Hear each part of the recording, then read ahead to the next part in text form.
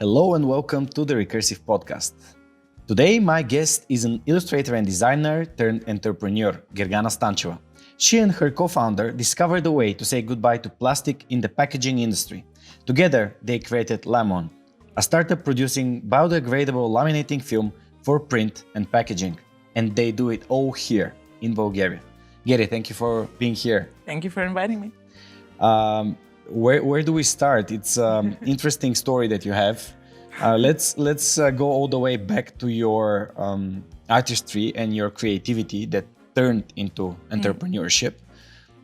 When did this all begin? When did you switch sides? From illustration to entrepreneurship. 2017, it was the year we were working with Angie, who is my co-founder, on various projects, and first of all, we figured out we work very well together, which was a great plus.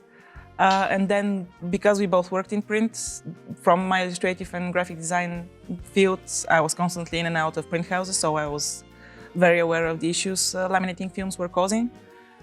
Because once applied to paper, it makes the whole thing almost impossible to recycle. So all of the products like magazines and different types of advertising materials and almost all of the boxes made out of cardboard and paper around us, they all go to landfills or incinerated. So that issue was, quite visible for us. And so we started looking for various, ways we can just buy biodegradable laminating film from somewhere and use it for our personal projects.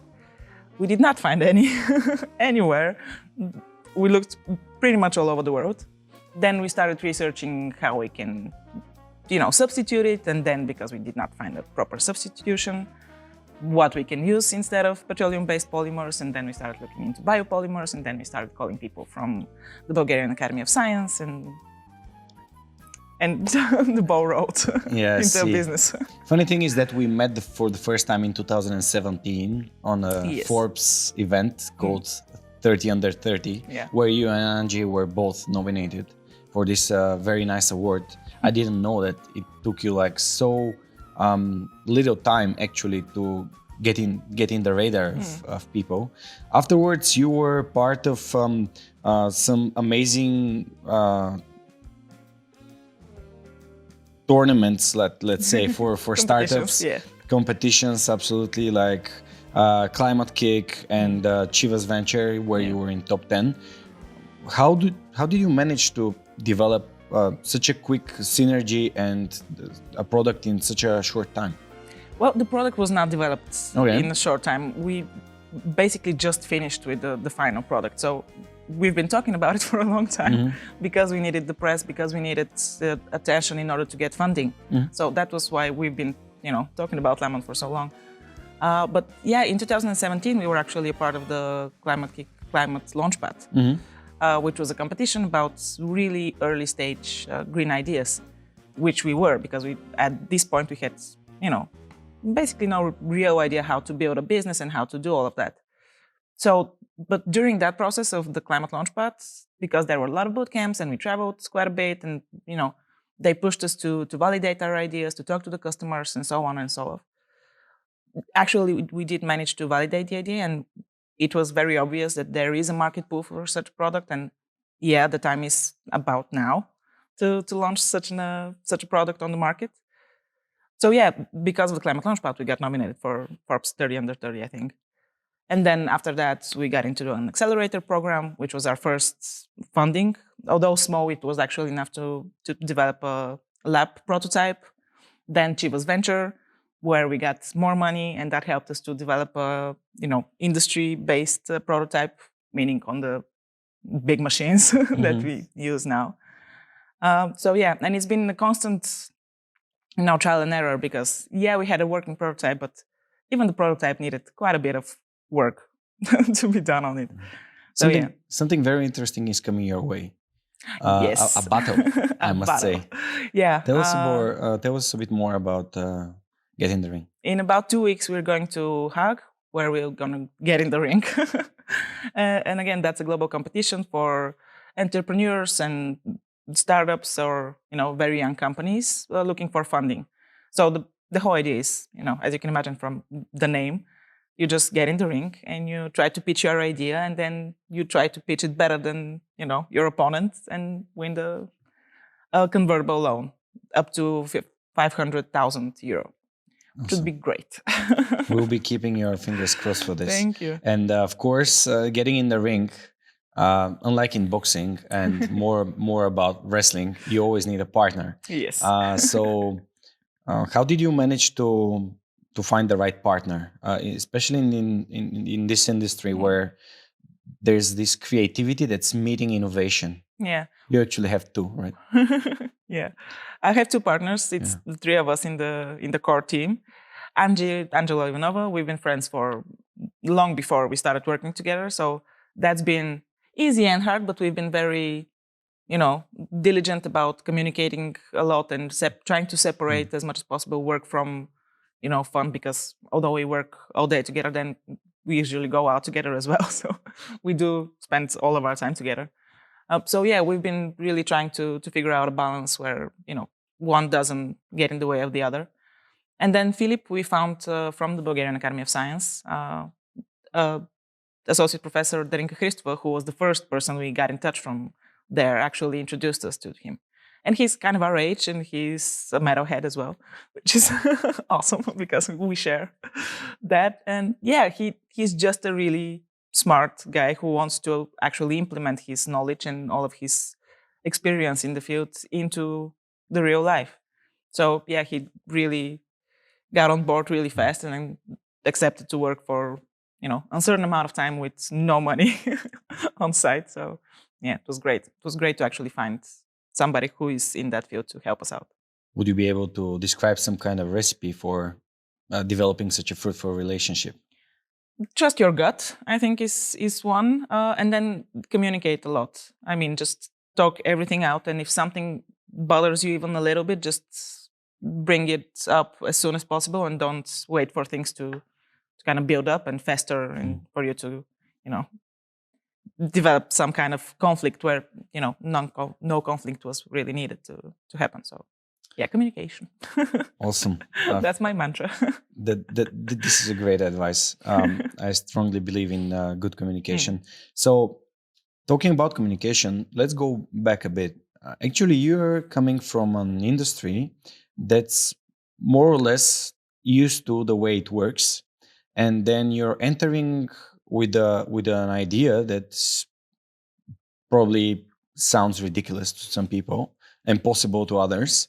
And how did you face this can't happen thing? And how did you manage to deal with the people that are like not believing in its possibility to come true? Well, to be honest, the people who really didn't believe that this could be done were Philip's colleagues that we got in touch before that. So the science community was really like, yeah, no, girls, that can't be done. So we did receive quite a few no's beforehand. Then the other big part of our no era was looking for subcontractors who would actually help us try to, try this recipe, try different recipes, and try to use a standard polymer extrusion machine with biopolymers and not with petroleum-based polymers. So there were, just one company agreed to work with us. And even that was a great success because at one point we were not sure we could manage that. But to be honest, print houses and, the whole print community was really welcoming. And because they already have customers who are actively looking for such products, they themselves were looking for that type of product as well. So our market was ready for us. The production side was not ready. So that was the hardest part. So the motivation came from the demand on the market, I must say. I think so, yeah. And just because we knew that things could be done better, and there was no real reason because we already had a lab prototype. So we knew, this could be done. It actually looks the same. It works the same. It's, if mass produced, it can actually substitute petroleum-based lamination. And this could actually change the way we, make this much pollution. I'm sure that there were times that you were like, okay, let's say that this is it. Let's just quit it.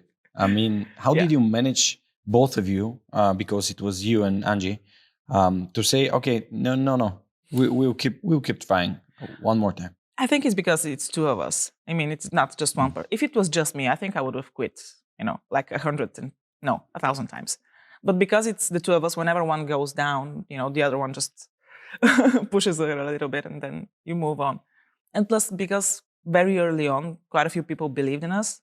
And then we knew the market, print houses believed in that type of product. You can't really pull out before you've tried really, really hard. So, yeah. But peer pressure. Interesting thing that you mentioned as well is the science type of stuff, where people in the science community are like, this is not happening. But the business, actually, the demand, the market was there. So as a business, as a startup idea that basically turns business knowledge and science into a product. How did you manage to find and make such a connection? Because actually, this kind of connection is missing at most times in Bulgaria. In Bulgaria especially, it's a huge issue. That's something that most Western countries are really trying to push from a very early stage, from school up to university. They're trying to mix, the two fields, science and entrepreneurship and business. Unfortunately, here that's not the case. And to be honest, we were just really annoying. I mean, we just started calling and mailing absolutely everybody we could find, working with polymers of any kind, then mailing everybody in the Bulgarian Academy of Science who was somehow connected with biopolymers. And as I mentioned, the associate professor, Gergana was just answered our email, then met with us and just started giving us literature we can read and answering, basic questions and helping us out, just figure out, because we started reading about it, but it's quite different when somebody who actually knows the fields, gives you some knowledge. And cold calling is the way. Cold calling is the way, yeah. And just being really stubborn about it and not taking no for an answer. I think that's that's the recipe for success. Yeah, because you previously mentioned that the market is there, so there people are looking for this product. I wouldn't ask you if educating clients is something that you keep doing, but how do you see this the pace that the businesses are turning into sustainability, into more socially responsible against environmental impact, etc.? How is this process happening at the moment? Well, thankfully, the last few years were, change has been really visible, and thanks to the single-use plastic ban legislations and all of that, the business is, altogether moving into a greener direction, which is awesome. Of course, actually, we do keep talking about laminating a lot, and we do try to educate people still, because print houses know what the issue is because they kind of create the issue. They use lamination. Some businesses who use, for example, laminated boxes to package their food products or wherever, they're also sometimes aware of the issue, but not really. They have other things to worry about. So there is still a barrier between all the different sections of the packaging industry where communication is a bit lost, and not everybody really takes into consideration the amount of trash we create that we have no idea how to dispose of. So we do try to, educate the general public as much as possible, and that's why such interviews are awesome, or getting into some type of global competition is great. Even if you don't win anything, you just get to talk about laminating films and packaging foils and things that should be compostable and are not. And laminating films are not even in the single-use plastic ban for some reason. Here in Southeastern Europe, recycling is not a very trending topic. But going through Central and Western Europe, it becomes a part of the culture. And basically, here the market is not as big as the worldwide market, and especially in the countries that are well prepared to take the responsibility for recycling. So how does a Bulgarian manufacturer go global? What's the plan? Again, cold mailing and talking to people.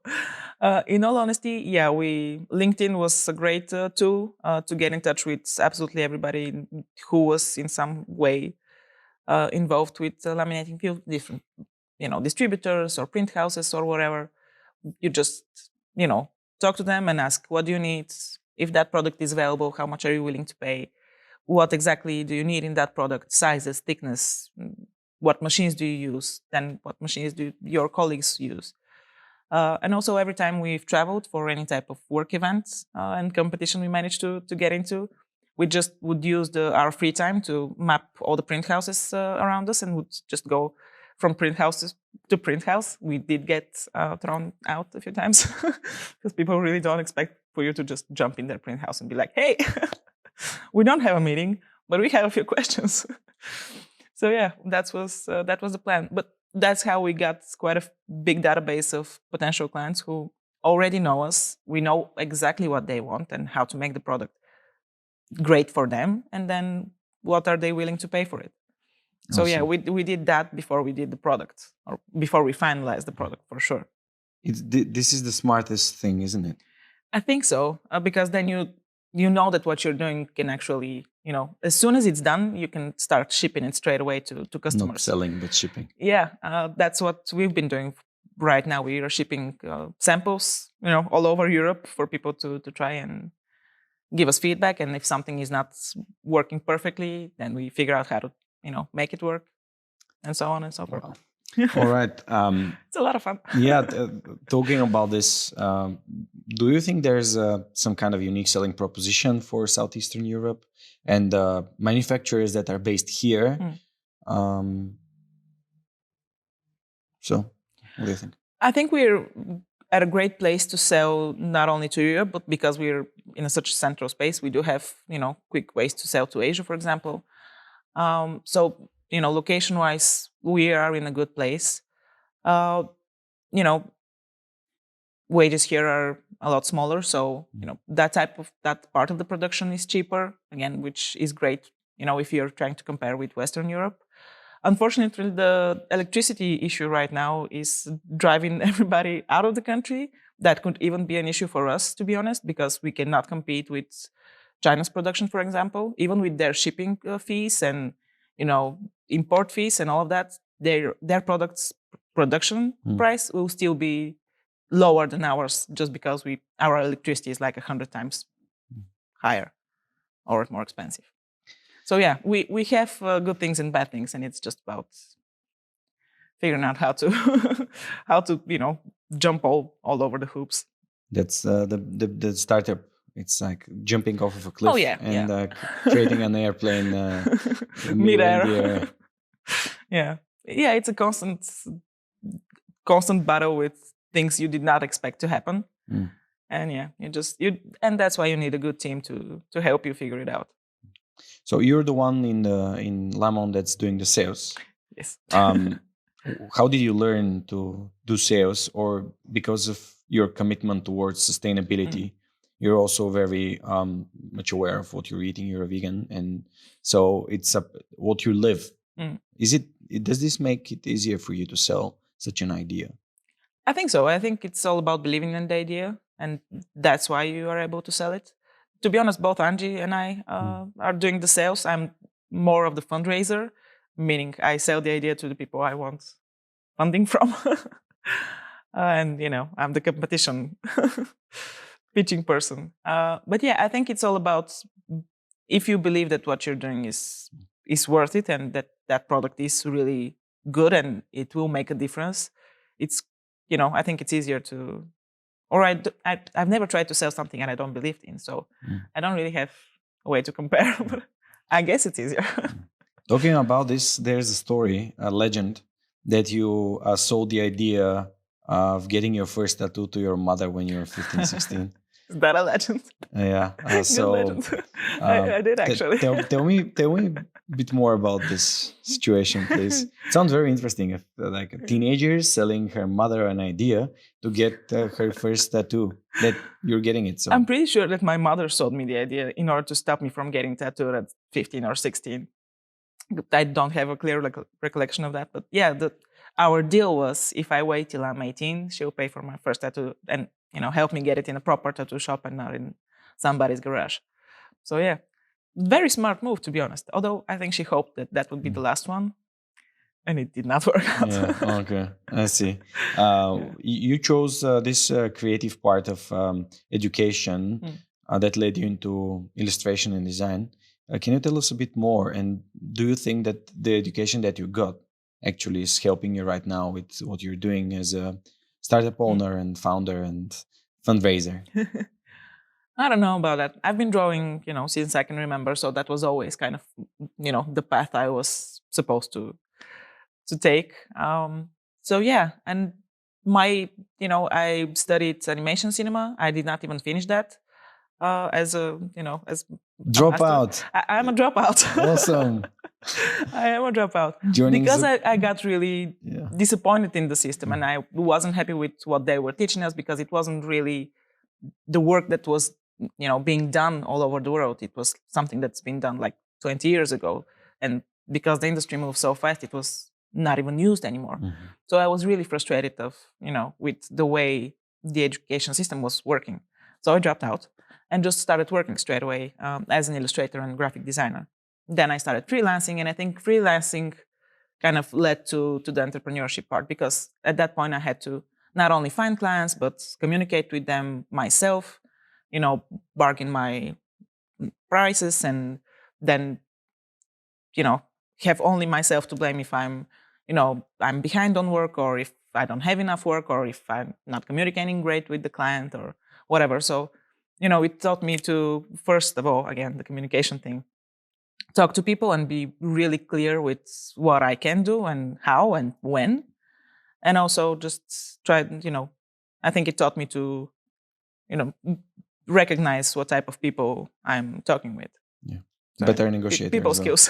Yeah, I see. But it seems like I've missed this part of the story where freelancing makes you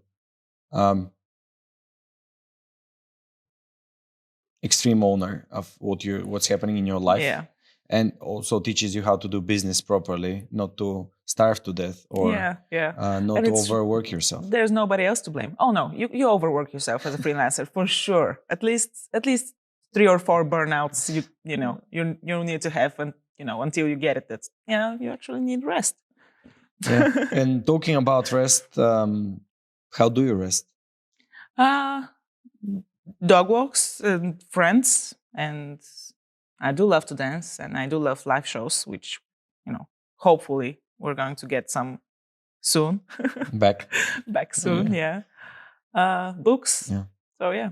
Work-life balance is a topic of this season of the Recursive. So how do you maintain it? Is these all the things that you do when you want to chill out and step out of the game that's 24/7 actually? Yeah, I'm not sure I'm great at balancing yet. Both Angie and I do tend to work, 7 days a week. And we don't really, it's rare that we manage to just get, no, it's a day off now. It's Sunday. Chill and don't talk to me about work. I think, again, because we are friends and work always comes up, that's also an issue. But yeah, I am trying to balance it, and I think we're getting better at it. But yeah, most of the time I just, spend my free time with the people I love and with animals and some type of nature around me. Or the park, or, walking around in Sofia is also great, especially now it's gorgeous. So yeah. A friend of mine, a fellow entrepreneur, of course, has this strategy that I'm going to share right now. He works, rest. This is what says in the calendar. Yeah. It says work, rest. So he's working the rest because there's no other way for him to stop working. So this might be a good idea for you. To be honest, we now actually have, I'm out of office things in our calendars, just so we have, parts that are not for meetings and not for work. And then the other one knows that, no, okay, that's a time out. Do you still take some time to draw? Oh, yeah. And I do still freelance. Okay. Yeah. See, that's why I don't really rest a lot. Yeah, especially for Stereofox, which is a music platform. I still work with them, and I do some visuals for vinyl covers or music releases. So I do visuals for them, and then every now and then I draw for myself. Have you ever had just to release it? Yeah. Have you ever had a corporate job? And how did the working hours work out with you? The corporate, in the sense of really corporate, no. I did work in a startup that was, much more structured than LAM'ON, meaning that we work from home because we don't really need an office and stuff.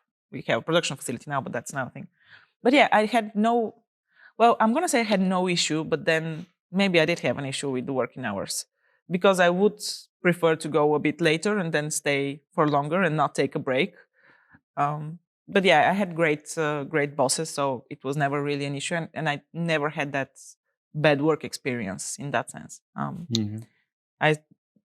Right after I dropped out of university, I just started in that company that was really great, actually, and the team was awesome. The bosses were awesome, and I learned a lot about how to be how to work in a team from them. So yeah, it was actually really helpful.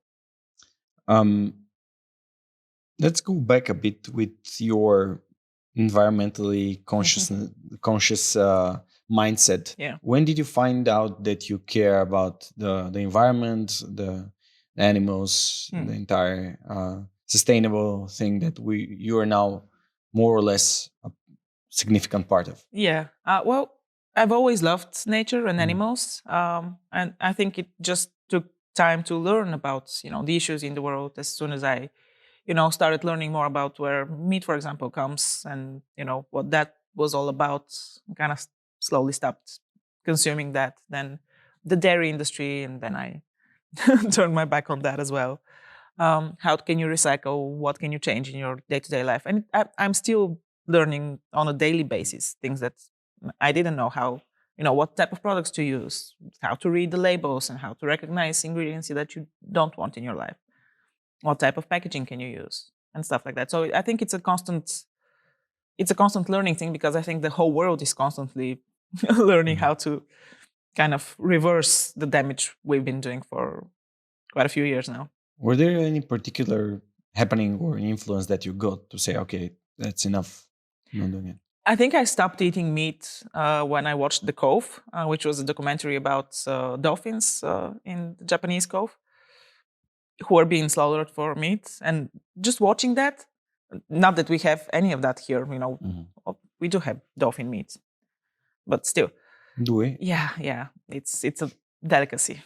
I never saw this and never. And sharks and stuff like that. I mean, we do shark eat that. Fins and stuff like this. Yeah. Well, shark fins no, but yeah.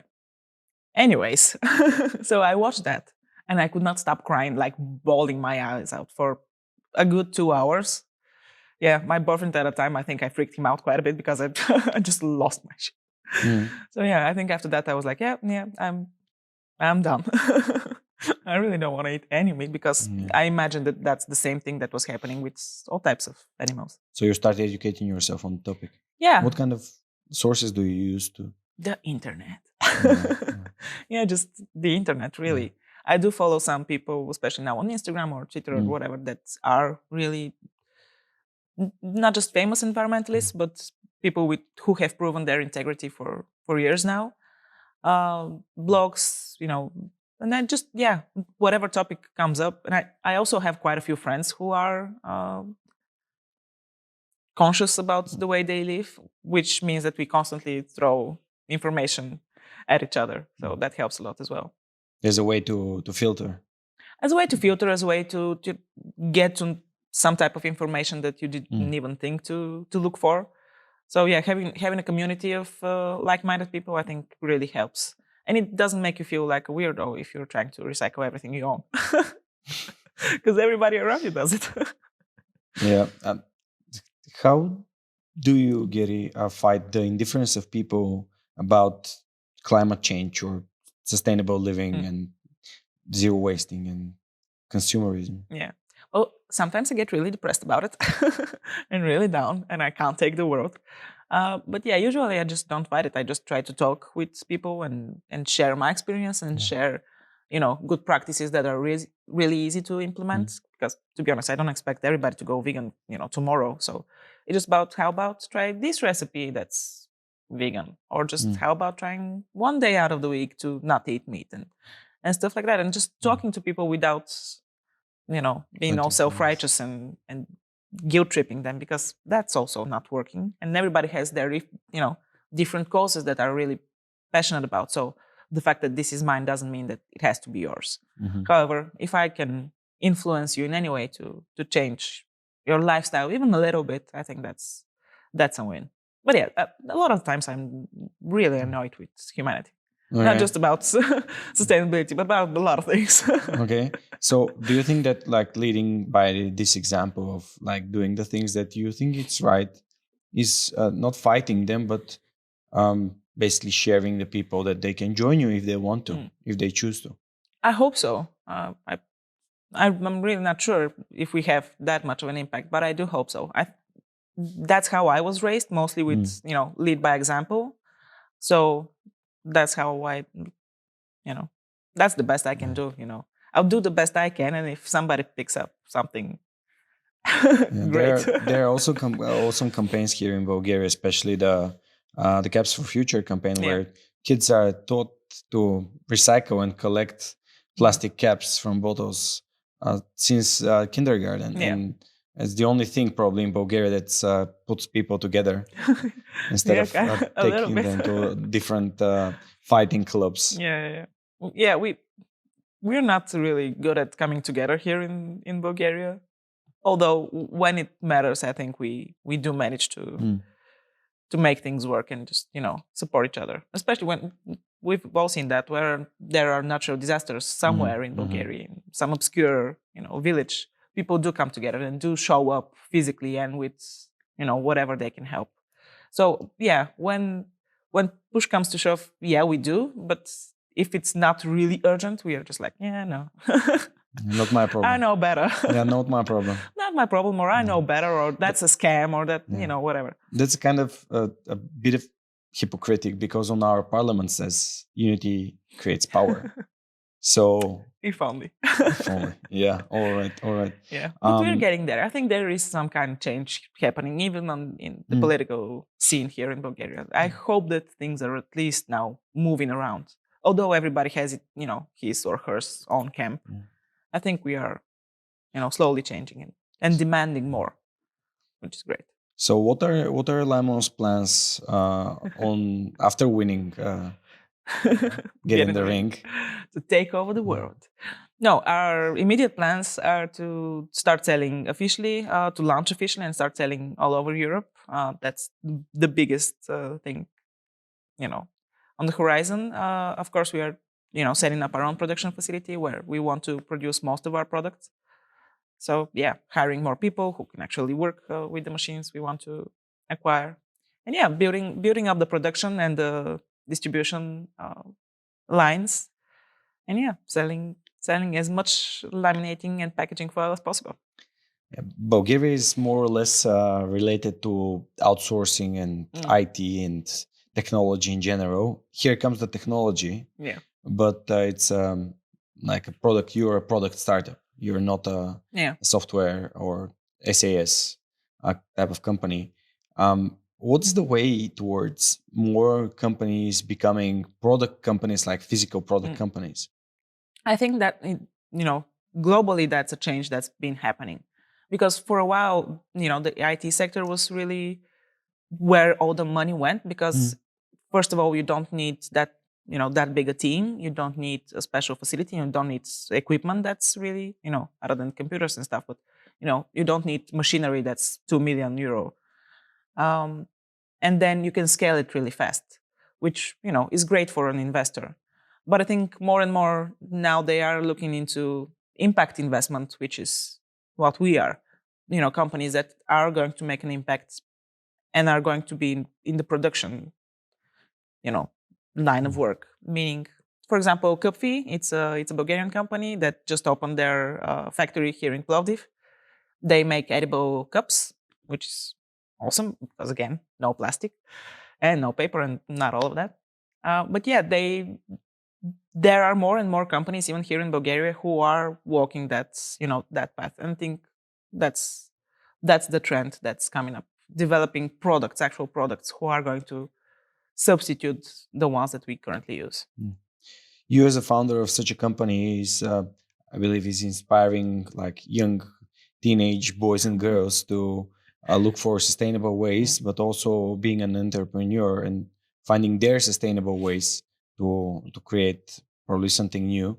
Do you spend any time in like sharing what you've learned, what helped you,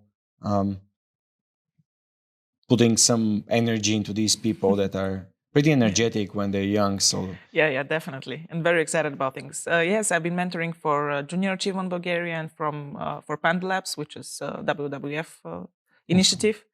So yeah, just talking to people is always great, but especially with younger people who are really eager to do things. It's always an honor to for somebody to want to hear what you have to say.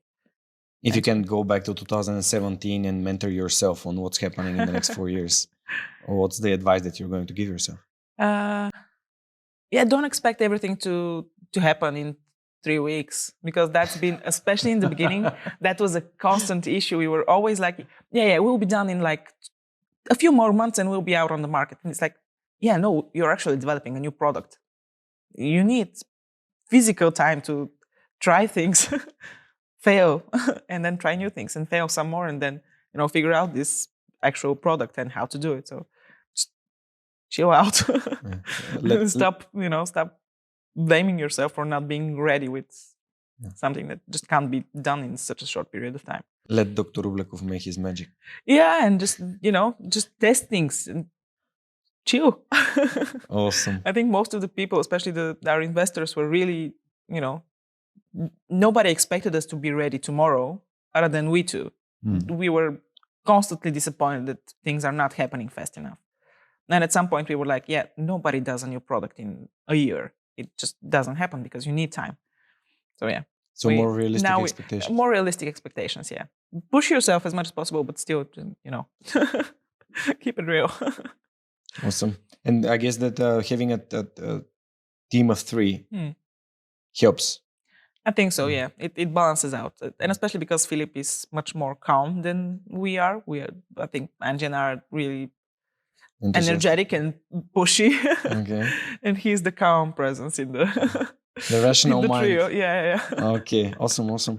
This sounds like a great team. Do you have any further updates to creating such a synchronistic team, a team that works well and balances each other's weaknesses, but with your strengths, and the other way around? I don't think I have some great advice, to be honest. We were very lucky. I mean, that's not something that always happens. So it is also about luck to find the people you need straight on, and for everything to go well.